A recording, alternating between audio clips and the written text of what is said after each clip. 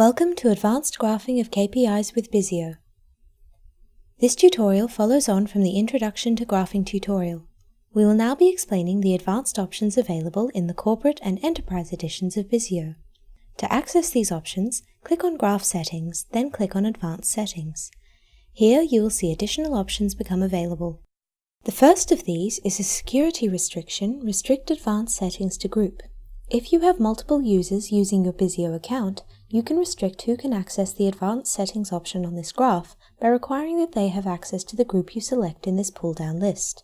For example, if you specify Restrict Advanced Settings to Group Accounting, only people who have access to the accounting group will be able to access the advanced settings. They will still be able to change the basic graph operations, but not access the advanced settings which we are about to go through.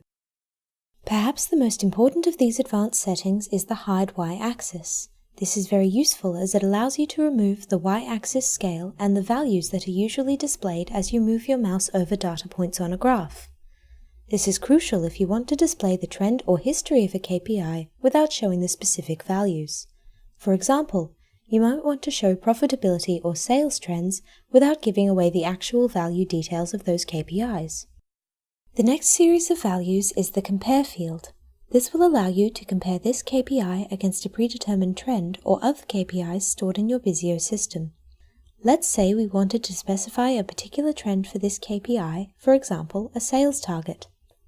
We can select fixed values, specify a starting point, a second value range, here we will say 20, and finally a second value. Note that when I graph this, Bizeo will start from the starting point value of 20 and draw a comparison line which over the next 20 days will reach a value of 90. Let's go back to our graph settings and look at that full 20-day range and we will see our final data point. Another way to use the comparison feature is by specifying another KPI. Here we select the Another KPI option and specify the folder and KPI we wish to track this KPI against. We can now see both KPIs laid over each other. You can add as many KPIs as you wish to an individual graph and see them all overlaid together. This is great for seeing both comparisons against previous results and to see where one KPI may be influencing another. To remove a KPI from a graph, simply use the Remove option here.